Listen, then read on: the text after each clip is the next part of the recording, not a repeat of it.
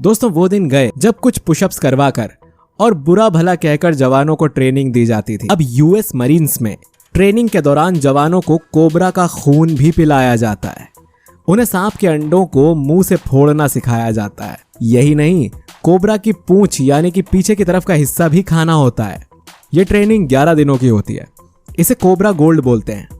इस ट्रेनिंग में Thailand, US, Singapore, Indonesia, Japan, south Korea और मलेशिया से 13,000 जवान तक आते हैं।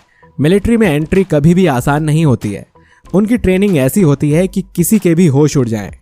हर किसी के लिए इस ट्रेनिंग को लेना आसान नहीं होता। ऐसे में आज के हमारे इस वीडियो में हम आपको उन आर्मी ट्रेनिंग से रूबरू करवाएंगे जिन्हें देखकर आप भी कहेंगे वाकई में देश की सेवा करना इतना आसान काम नहीं है जो इसे कोई भी कर ले। तो चलिए हम आपको मिलवाते हैं उनसे जो दुनिया के सबसे खतरनाक आर्मी कमांडो में गिने जाते हैं। द फायर वॉक, ये है बेलारूस का interior military special unit. Red beret में एंट्री के लिए आग का गोला फेंकती हुई बड़ी बड़ी मशीन से गुजरना होता है। ऊंची ऊंची इमारतों से छलांग लगानी होती है और हाथ से काफी फाइटिंग करनी होती है। बेलारूस को यूरोप में अंतिम तानाशाही के रूप में जाना जाता है। किसी भी तानाशाही का एक प्रमुख घटक एक मजबूत और भयभीत सेना है। बेलारूस का आंतरिक मंत्रालय देश की सुरक्षा बलों का प्रभारी है। मंत्रालय के सैनिक अक्सर अविश्वसनीय प्रशिक्षण पाठ्यक्रमों से गुजरते हैं जिनमें शारीरिक प्रशिक्षण और प्रतिकूल परिस्थितियों में बाधाएं शामिल होती हैं। स्पेशल यूनिट के सैनिक निसंदेह सख्त होते हैं। इनकी ट्रेनिंग में चरम हमला कोर्स, हाथ से हाथ की लड़ाई, एक ऊंची इमारत और कलाबाजी पर हमला करना शामिल है।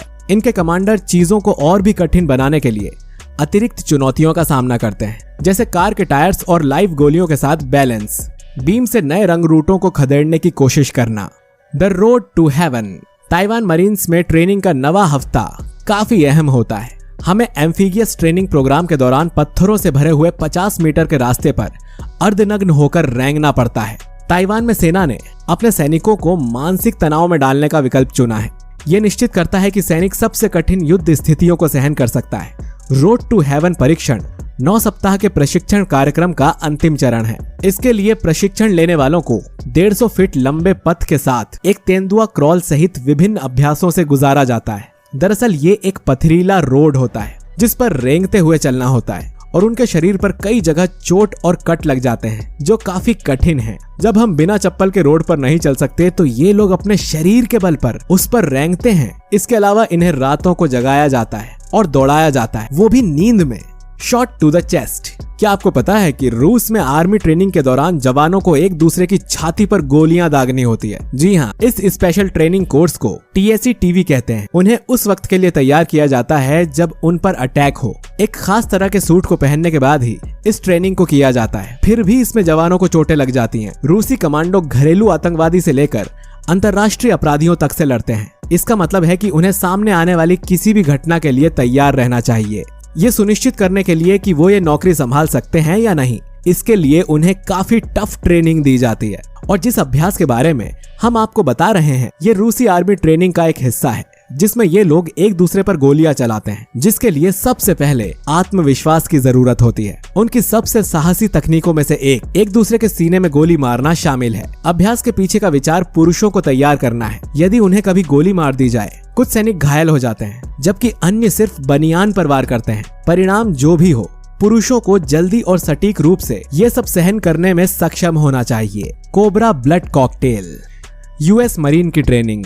इन्हें थाईलैंड के जंगलों में जाकर 11 दिनों की कड़ी ट्रेनिंग से गुजरना पड़ता है। इन्हें कोबरा का खून पीना पड़ता है, स्कॉर्पियो खाने होते हैं। इन दिनों में कुलीन सैनिक बनना लगभग एक कठिन काम होता है। मानसिक और शारीरिक परीक्षणों के एक बंधन के साथ वो दिन गए जब कुछ पुशअप्स और एक बाधा कोर्स के जरिए एक सैनिक को लायक साबित कर दिया जाता था। यूनाइटेड स्टेट मरीन ट्रेनिंग में अब कोबरा का खून पीना और नंगे दांतों से मुर्गियों का सिर काटना शामिल है। थाईलैंड में हर साल कोबरा गोल्ड नामक एक प्रतियोगिता की जाती है। इसमें संयुक्त राज्य अमेरिका, सिंगापुर, इंडोनेशिया, जापान और दक्षिण कोरिया के लगभग 13,000 सैनिक शामिल होते हैं। और इस ट्रेनिंग के पीछे का उद्देश्य ये होता है कि अगर आप किसी मिशन में काफी समय तक जंगल में फंस जाते हैं और इसी दौरान आपको कोई भी जानवर और कोई ऐसी चीज मिले जिससे आप अपनी भूख मिटा सकते हैं, तो उनमें ये सभी चीजें शामिल होती हैं। दरअसल इस ट्रेनिंग में जहरीले कोबरा को मारने के बाद उसका खून पिलाया जाता है। कहा जाता है कि कोबरा के खून में कई पोषक तत्व होते हैं और यह आपात स्थिति में एक सैनिक को बनाए रखने में मदद कर सकता है। Cold water training. हम सभी ने कुख्यात नेवी सील्स के बारे में सुना है। वे दुनिया में कुछ सबसे गुप्त और खतरनाक काम करने के लिए जाने जाते हैं, लेकिन हम में से बहुत से लोग ये नहीं जानते कि ये बहादुर लोग नौकरी के लिए कैसे ट्रेनिंग लेते हैं। हम यकीन से कह सकते हैं कि आपने नेवी की ऐसी पहले कभी ट्रेनिंग के बारे में नहीं सुना होगा। दरअसल यूएस नेवी की इन ट्रेनिंग के दौरान इन जवानों को पानी के अंदर खड़े होकर तैरना होता है। उनके हाथों और पैरों को बांध दिया जाता है। ये ट्रेनिंग उन्हें 5 से 10 बार लेनी पड़ती है। जिस पूल पर उन्हें डाला जाता है वो 9 फीट गहरी होती है। इतना ही नहीं, आर्मी को 20 बार ऊपर और नीचे झुकना चाहिए, 5 मिनट तक तैरना चाहिए, पूल के उथले छोर तक तैरना चाहिए और नीचे को छुए बिना घूमना चाहिए। फिर उन्हें पूल के नीचे से एक फेस मास्क पहनना होता है। उन्हें यह प्रशिक्षण इसीलिए दिया जाता है कि अगर कोई भी आतंकी पानी में छलांग लगाता है तो वो उन्हें पकड़ सके, ना कि जाने दें। The sludge run. अत्यधिक भयभीत मड रन 32वां सप्ताह ट्रेनिंग का सबसे कठिन हिस्सा है, जिसे नागरिकों को कमांडो में बदलने के लिए कहा जाता है। और अधिक जानने के बाद आप समझेंगे कि इस ट्रेनिंग से लोग डरते क्यों हैं। दरअसल इस ट्रेनिंग के दौरान कमांडो को कीचड़ में भरे दलदल में घंटों खड़े रहना पड़ता है, जिसमें उन्हें कुछ भी हो जाए लेकिन बाहर नहीं आना है।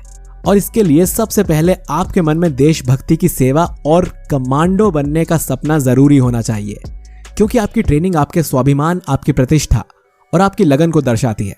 आप अपने काम के प्रति कितने ईमानदार और सच्चे हैं, और क्या सच में आप एक सच्चे देशभक्त बन सकते हैं। इसके अलावा आपको दौड़ लगाने से लेकर हाथों के बल भेजा जाएगा। हाथों के बल चलना पड़ता है और टफ से टफ एक्सरसाइज करवाई जाती है। इसमें रॉयल मरीन भाग लेते हैं, क्योंकि वे एक दिन प्रतिष्ठित ग्रीन बैरेट पहनने का सपना देखते हैं, जो उनकी ब्रिटेन की लड़ाकू ताकतों को चिन्हित करता है। Hand grenade hot potato. हमारा नंबर 1 स्थान एक सेना द्वारा अर्जित किया जाता है, जिसके सैनिक युद्ध के मैदान में पहुंचने से पहले सचमुच जीवन और मृत्यु को जोखिम में डालते हैं। सेना को प्रशिक्षित करना कोई आसान काम नहीं है। इसमें महान अनुशासन, सटीकता और साहस शामिल है, जिसे युद्ध के समय बुलाया जा सकता है। हालांकि चीन में सैनिक इस विचार को अगले स्तर तक ले जाते हैं। सैनिकों को सख्त करने के लिए एक प्रशिक्षण अभ्यास के रूप में हॉट पोटैटो का जीवन और मृत्यु का खेल लाइव हैंड ग्रेनेड के साथ खेला जाता है। दरअसल इसमें पिन को खींच लिया जाता है, क्योंकि पुरुष एक सर्कल में घूमते हैं और विस्फोटक को एक दूसरे को पास करते हैं। ये खेल आखिरी सेकंड तक जारी रहता है, और जब ग्रेनेड पकड़े हुए सैनिक इसे एक छेद में फेंक देता है और कवर के लिए गोता लगाते हैं, तब तक ये ग्रेनेड फट जाता है। तो दोस्तों, आपको इनमें से कौन सी ट्रेनिंग सबसे ज्यादा टफ लगी? और आप हमें यह भी बताइएगा कि क्या इन कमांडोज की ट्रेनिंग इंडियन कमांडो या आर्मी से ज्यादा टफ होती है? हमें अपनी राय कमेंट बॉक्स में जरूर बताइए। तो मिलते हैं आपसे अगले वीडियो में। तब तक रखिए अपना और अपनों का ख्याल। शुक्रिया।